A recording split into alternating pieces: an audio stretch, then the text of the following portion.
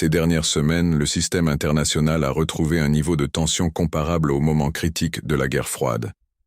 Dans un monde marqué par les conflits énergétiques, les réalignements stratégiques et les confrontations indirectes entre grandes puissances, le contrôle des routes maritimes et des flux pétroliers est redevenu un enjeu géopolitique majeur. Les Caraïbes, historiquement considérés comme une zone d'influence directe des États-Unis, réapparaissent comme l'un des points les plus sensibles de cet échiquier. Ce qui relevait autrefois de la pression diplomatique s'est mué en démonstrations militaires explicites, créant un climat où la moindre erreur d'appréciation peut avoir des conséquences irréversibles. Dans ce contexte, Washington a décidé d'accroître drastiquement la pression sur Caracas. Officiellement, la justification invoquée est l'application des sanctions et la défense des intérêts stratégiques américains, mais cette mesure dépasse largement le cadre de la simple rhétorique politique. Il s'agit d'une tentative manifeste d'asphyxier économiquement l'État vénézuélien en bloquant sa principale source de revenus, le pétrole.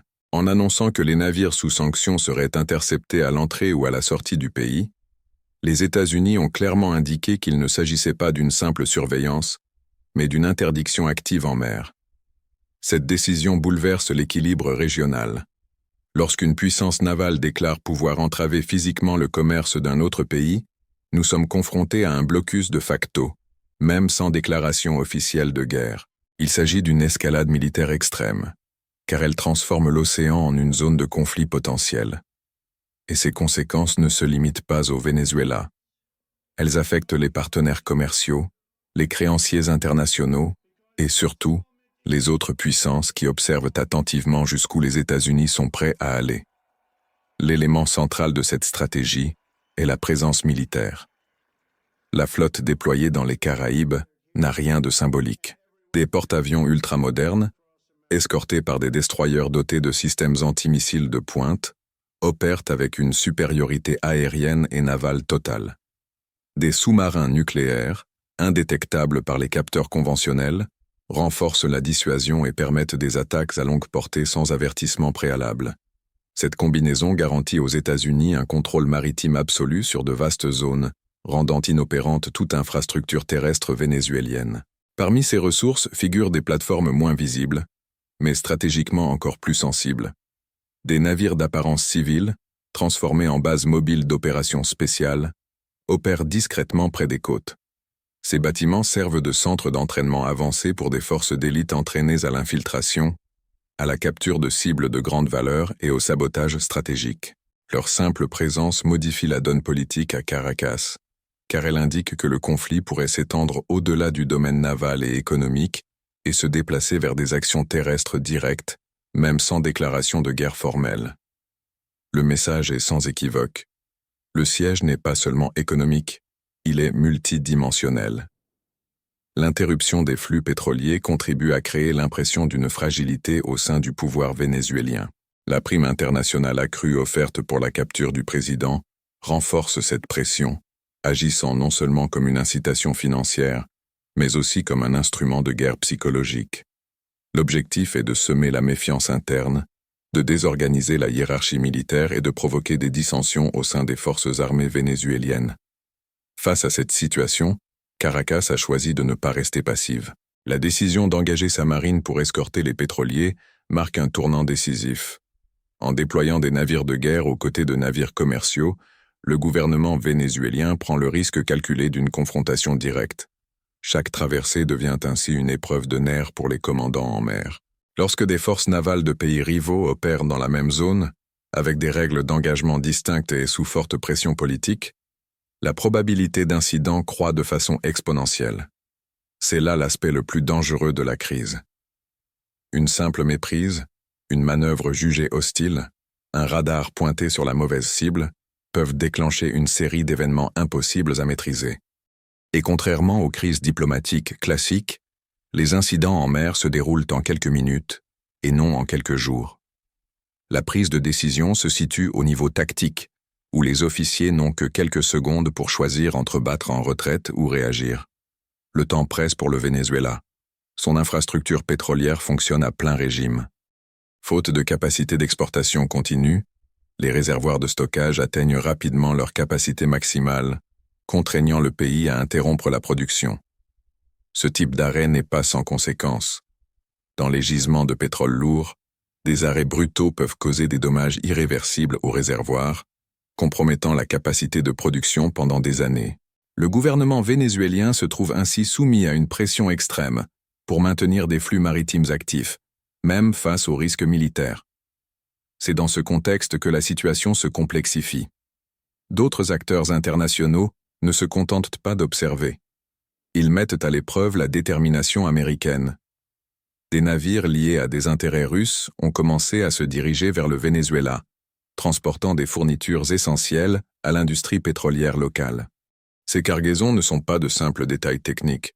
Sans diluant spécifique, le pétrole vénézuélien ne peut tout simplement pas être acheminé. Couper cet approvisionnement revient, en pratique, à paralyser toute la chaîne énergétique du pays. Lorsqu'un de ces navires parvient à atteindre sa destination malgré le blocus annoncé, le signal envoyé au monde est fort. Cela démontre que, même avec une supériorité navale écrasante, les États-Unis éprouvent des difficultés à imposer un contrôle absolu sans recourir à une confrontation ouverte. Ceci encourage d'autres pays à tester le système, augmentant ainsi le risque d'affrontements politiques et militaires. La Russie interprète ce scénario comme une opportunité stratégique. En contestant le blocus, Moscou soutient non seulement Caracas, mais remet aussi directement en question la capacité des États-Unis à imposer unilatéralement des règles au commerce maritime mondial. La Chine observe la situation avec la même attention. Principal acheteur de pétrole vénézuélien et créancier à hauteur de milliards de dollars, Pékin considère ce blocus comme un dangereux précédent. Si des routes commerciales peuvent être fermées par décision politique, aucun flux commercial n'est véritablement à l'abri. Cette perception élargit la portée de la crise. Ce qui a commencé comme une pression sur un gouvernement en particulier se transforme en un débat sur la liberté de navigation, la souveraineté économique et le recours à la force militaire comme instrument de coercition financière. Pour les puissances dépendantes des chaînes d'approvisionnement mondiales, il s'agit d'une ligne rouge sensible. Aux États-Unis, le contexte politique intérieur a levé les obstacles institutionnels à l'escalade. Les tentatives visant à limiter l'autonomie du pouvoir exécutif en matière d'opérations militaires ont échoué. Le président dispose ainsi d'une marge de manœuvre suffisante pour renforcer la présence navale, autoriser des actions clandestines et, en dernier recours, envisager des opérations à l'étranger. Lorsque le pouvoir politique s'aligne sur le pouvoir militaire, la probabilité de décisions audacieuses augmente. Les observations sur le terrain confirment cette interprétation. Des avions furtifs effectuent des vols à proximité de l'espace aérien, considérés comme sensibles par la défense vénézuélienne, non pas dans le cadre de patrouilles de routine, mais comme une démonstration délibérée de leur capacité. Des bombardiers stratégiques apparaissent dans la région, envoyant un message clair de dissuasion maximale. Ces appareils ne sont pas déployés par hasard. Leur présence communique une intention et accroît le coût psychologique pour l'adversaire. De plus, les opérations de guerre psychologique entrent en jeu. Les fuites calculées concernant les plans de déstabilisation interne n'ont pas besoin d'être mises à exécution pour être efficaces. La simple connaissance de l'existence de tels plans engendre déjà paranoïa, méfiance et tension au sein des structures du pouvoir vénézuélien. Les généraux commencent à remettre en question la loyauté, la hiérarchie se rigidifie et le risque d'erreurs internes s'accroît. Dans le cadre de ce plan discret, les forces spéciales restent en position avancée, prêtes à intervenir sur ordre. La combinaison du renseignement, de la mobilité aérienne et de la proximité géographique réduit considérablement le temps de réaction pour les opérations de capture ou de sabotage.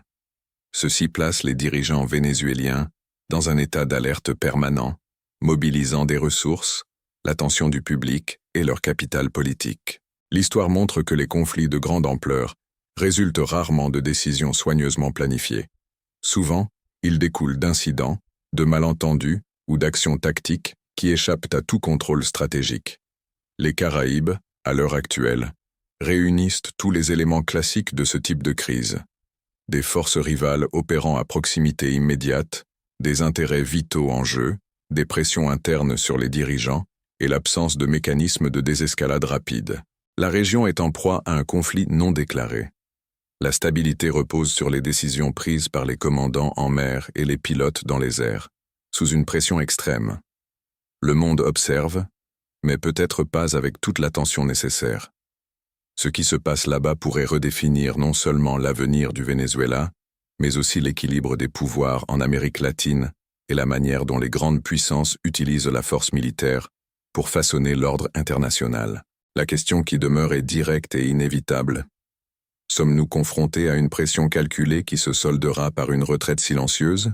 Ou ce siège dans les Caraïbes est-il le prélude à un conflit armé que personne ne pourra contenir?